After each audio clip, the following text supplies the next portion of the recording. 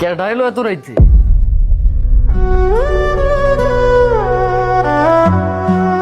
ভাইজান তুমি? হরে আমি। তুই কেমন আছিস রাজু? ভাইজান তুমি আইছো ভাইজান, আমি তোমার দুই চোখে বিশ্বাস করতে পারতেছি না। তুমি এত বছর পরে এত রাইতে তুমি আইছো, আমি তো মনে করছি কেডা না কেডা। তোমার দেখা আমার যে কি শান্তি লাগতেছে ভাইজান, তোমার বইলা বুঝাইতে পারলাম না। আচ্ছা হয়েছে, এসব কথা বাদ দে তো।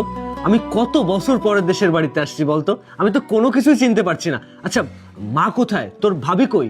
হ ভাইজান, মা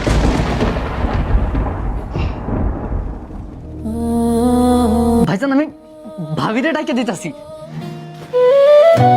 আরে তুমি না বলে চলে আসছো যে? বলে আসলে কি সারপ্রাইজ থাকতো? কত বছর পরে তোমাকে দেখছি। আচ্ছা মা কোথায়, মাকে ডাকো না। মা মা তো ঘরে আছে। তুমি মারে দেখতে চাইতেছো তাই না? মারে দেখার লাগে তোমার পুরোটা ছটফট করতেছে। হ্যাঁ, এত বছর পরে বিদেশেতে আইছো, মায়ের মুখটা দেখবা। হ্যাঁ, মায়ের হাসি মুখটা দেখা ঘরের ভিতরে যাইবা। চলো ভাইজান, মায়ে ঘুমাইতেছে। ওই যে মায়ে ঘুমাইতেছে। তোমার আমি অনেকবার কইতে চাইছি ভাইজান, কিন্তু আমি কইতে পারি নাই। আমার তো মোবাইল নাই। বাবির ফোনে যখন ফোন করো তুমি, আমি যখন কই ভাবি ভাইজানের লোক আমি একটু কথা কম, মায়ে মরে গেছে ভাইজান তো জানে না। ভাবি আমারে তোমার লোক কথা কইতে দেয় না, দূর দূর করে তাড়ায় দেয় আমারে। ভাইজান আমি ভাবছিলাম বিষয়টা তোমার থেকে লুকামো। তুমি এত বছর পরে বিদেশের মাটি থেকে দেশে আইছো, বুক ভরা স্বপ্ন নিয়া মায়েরে দেখবা। তোমার কাছে আমি বিষয়টা লুকাইতে বললাম না, কারণ তুমি আজকা না হয় না জানলা, কালকা তুমি ঠিকই জানতা।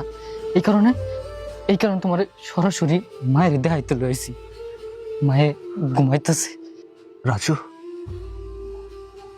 এ ভাই, ভাই তুই কি বলছিস এসব?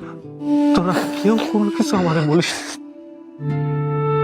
দরজাটা ঠেলে ঢুকে দেখি ঘরটা ঠান্ডা, সবার চোখ লাল। একটা সাদা কাপড় কোণে মায়ের নামটা ঠোঁট কাঁপে বললে।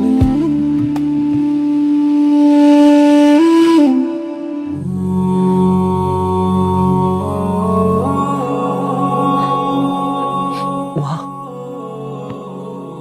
মা, মা, তুমি না আমারে বলছিলা বাজান তুই যখন বিদেশে আইবি আমার জন্য এইটা নিয়ে আইবি ওইটা নিয়ে আইবি। মা মা আমি সব কিছু নিয়ে আইছি মা, কিন্তু আমি খারে দিব মা। রাজু রাজু জনমের ঘুম ঘুমায় গেছে আমার। এমন আর কাইন্দা কোনো লাভ না। আমি জানি কাললে মা ফিরে আইব না, কিন্তু এইভাবে তো আমার মার যাওয়ানোর কথা ছিল না রাজু। তুই চিন্তা কর, যখন বাপটা মারা গেছে তখন কত অভাব সংসারে, মা কত কষ্ট কইরা আমারে মানুষ করছে ভাই তুই জানিস না। মায়ের কাছে করে কইতাম আমি মা এই অভাব থাকবো না, আমি বিদেশে চলে গেছি, কত কষ্ট করে মা আমারে টাকা জোগাড় করে দিছে। তোমার কারণে, শুধুমাত্র তোমার কারণে আমার মারা মরে গেছে। রাজু কি বলছিস তুই? আমার বউয়ের জন্য আমার মা মরে গেছে মানে? ভাইজান তোমার বউয়ের কারণে মা মরে গেছে। আজকের কিচ্ছু লোকামো না, সব তোমার কইলা কম, সব কম। তোমার এই বউর কারণে মায়ে ধোকে ধোকে মরে গেছে।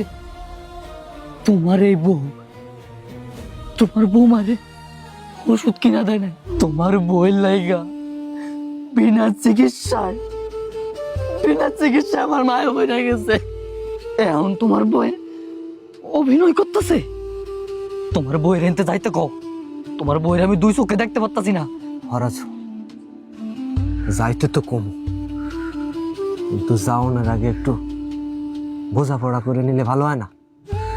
মারে তো আর পাবো না, একটু বউয়ের সাথে বোঝাপড়া করে নি, তারপরে পাঠাই দিচ্ছি। দাঁড়া, এত কিছু হয়ে গেছে, আমি কোনো কিছু জানি না।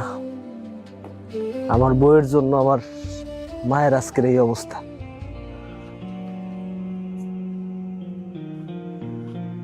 আমার ভাই রাজু কি কইতাছে এগুলা?